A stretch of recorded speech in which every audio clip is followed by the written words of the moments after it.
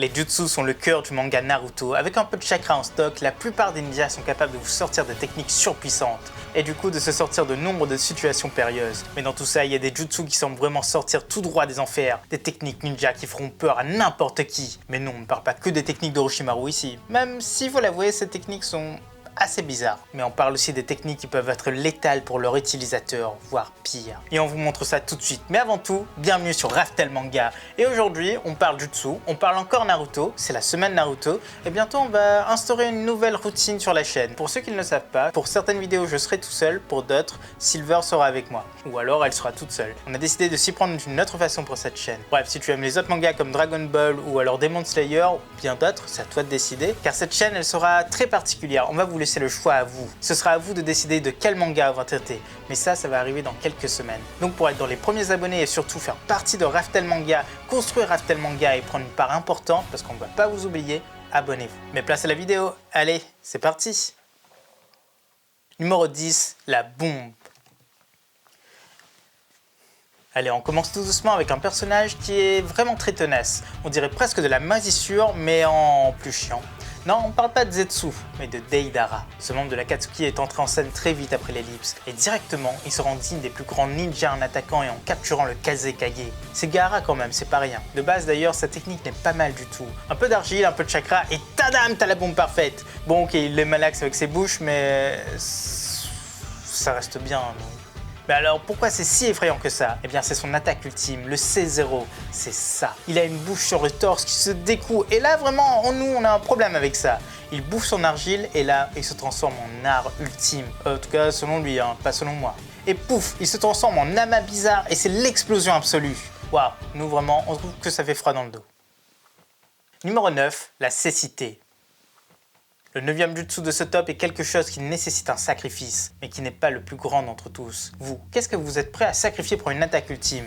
Un bras, un pied, une tête, un œil? Et c'est le cas ici, car on sacrifie un œil. Vous l'avez sûrement dans le mille, ici on parle d'Izanami, l'arcane des illusions cycliques. Quoi, perdre un œil c'est pas si effrayant que ça? Eh bien vous avez raison, car le plus effrayant avec cette technique ce n'est pas le sacrifice, mais c'est bien d'être pris dans ce jutsu.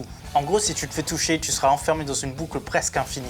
Et la seule façon de sortir, c'est d'épouser les idées de l'utilisateur, mais de façon très sincère. En bref, si Hitler te bloque là-dedans, soit tu sors nazi, soit tu sors pas du tout. Mais on vous rassure, il n'avait pas de Sharingan. Numéro 8, le cœur. Lors de la première grande guerre ninja, il y avait un soldat qui a réussi à briller par ses compétences. Mais c'était pas n'importe quoi, c'était la quasi-immortalité. Les ninjas avaient beau le tuer, il revenait sans cesse. Il a même combattu le premier Hokage, et sans doute que celui-ci ne s'était même pas rendu compte de son secret. Mais Kakuzu n'est pas immortel, loin de là. Il a juste de nombreuses vies, de nombreux cœurs. En vrai, c'est comme dans un jeu vidéo, t'as beau le tuer, il va revenir. Et au total, il peut avoir 5 cœurs et les manipuler tous en même temps. Et il les prend directement à la source. Il les arrache du corps de leur adversaire. Et ça, c'est une technique magnifique, mais effrayante. Numéro 7, le pas très consentant.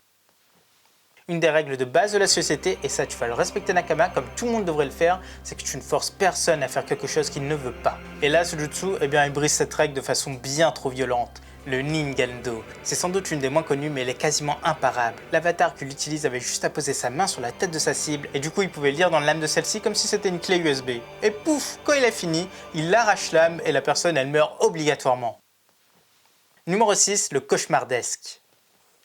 Si Madara était un homme politique et nous des ninjas, franchement on aurait voté pour lui, parce que tout simplement son projet est très sympathique. Il veut enfermer tout le monde dans un rêve et que tous les rêves se réalisent. C'est pas mal, surtout dans un monde de ninja où tout le monde se bat en permanence, où on perd ses proches tous les jours. Ça c'est plutôt horrible et s'évader dans un rêve absolu c'est plutôt pas mal. Hélas pour lui, il s'est encore fait berner, car le Tsukuyomi infini, ce n'est absolument pas ce qu'il croyait. Certes, tout le monde rêve dans ces étranges cocons qui se développent partout, mais la suite est bien plus sombre, car petit à petit, tout le monde se transforme en Zetsu blanc. Le corps se mêle au bois et leurs âmes quittent leur corps. En réalité, ce rêve n'est qu'un cauchemar. Hop, avant d'aller plus loin, si tu as aimé la vidéo jusqu'ici, laisse un like et partage la vidéo, ça fait toujours plaisir et ça nous aide à évoluer. Numéro 5, la résurrection. Là aussi, ce jutsu va à l'encontre de la volonté des vivants. Ah pardon, elle va à l'encontre de celle des morts. Et c'est là la fameuse technique de la réincarnation des âmes, l'Edo Tensei, inventée par le deuxième Hokage. C'est un vrai génie ce mec là, mais au vu de cette technique et de sa façon de penser, on se demande si c'était pas un génie du mal. À l'époque, il avait créé cette technique pour envoyer les morts à la guerre en tant que kamikaze immortel. Ça marche du tonnerre, c'est indéniable. Et à sa mort, toutes ces techniques ont été scellées. Mais Orochimaru a réussi à les voler et il les a involontairement transmises à Kabuto. L'horreur ici, c'est pas de devenir un simple pantin, mais c'est vraiment de faire face à ces portains immortels et souvent surpuissants. On va se l'avouer, ça sert strictement à rien de ressusciter une bande de genin pas du tout doués. Numéro 4, le tatouage. Le premier des jutsu effrayants à apparaître dans Naruto est sans doute déclenché par Orochimaru. Comment dire non quand tu vois ça, ça et ça? Il a clairement le don de donner des sueurs froides. Et l'un des jutsu les plus effrayants, c'est la marque maudite. En gros, il te fait un gros bisou sur le cou en y mettant les dents, et pouf, il laisse sa marque, un peu de lui. Mais surtout un peu de chakra naturel. De ce fait, il permet à la personne touchée d'avoir un lien particulier avec Orochimaru, un lien que personne ne veut au monde. Certes, ça rend l'utilisateur bien plus fort, mais le plus grave dans tout ça, c'est qu'Orochimaru, il va vivre dans cette marque. Il voit tout ce que tu vois, il sent tout ce que tu sens. C'est un clone de lui-même qui a été inséré dans ton corps. Là, ça ressemble à du pu, mais qui va marcher, qui va ramper et qui va crier. Numéro 3, les portes. Là, je pense qu'il n'y aura vraiment pas de mystère dans celui-ci, car les portes, ça parle d'eux-mêmes. C'est bien l'ouverture des portes célestes, le Hashimon. En gros, c'est l'ouverture des portes du chakra dans le corps. Ça permet d'aller plus vite, d'être plus fort. Mais en échange, il y a une douleur intense qui a envahi tout l'utilisateur. Et quand la 8e porte est ouverte, celle de la mort, le corps va au-delà de ses limites et c'est la fin. Oui, la force de la personne dépasse celle de Hokage et même celle de la plupart des ninjas, car Guy rivalise avec Madara Jinchuriki grâce à cette attaque ultime. Mais à la fin, le corps ne fait pas que mourir, il se désintègre littéralement, il devient cendre. Perso, je trouve ça vraiment très effrayant, mais donne ton avis en commentaire. Numéro 2, le saut. C'est bien là la seule technique de saut de ce top et c'est la pire, car elle nécessite d'invoquer la mort elle-même, un Shinigami. Elle a été inventée par le clan Uzumaki et a été sublimée par Minato Namikaze. L'invocation peut se faire à n'importe quel moment et le dieu de la mort sera toujours dans le dos de l'utilisateur. Bien sûr, il ne sera visible que par ce dernier.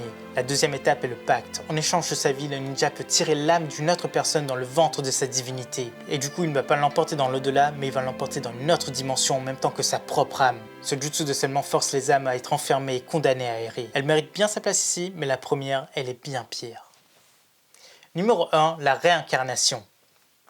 Et voici la plus effrayante de toutes les techniques de Naruto. Et forcément, elle concerne Orochimaru. Je vous l'avais dit dans l'introduction, ce top, c'est un peu pour lui. Étonnamment, elle est très similaire à la dernière et c'est la technique de résurrection d'Orochimaru, celle qui lui permet de vivre éternellement. Le vrai nom connu, c'est la réincarnation mort-vivant. Tout est totalement horrible là-dedans. La première étape, c'est de trouver un corps compatible. Ensuite, ce corps est préparé grâce à un sceau maudit. Dans la troisième étape, Orochimaru révèle son véritable corps, le serpent blanc géant. Quatrième étape, il ramène l'esprit de son hôte dans une dimension qui lui appartient, une dimension où il stocke tous les précédentes victimes de ce jutsu. Et enfin, la dernière étape, il le dévore mentalement en le recouvrant de chair.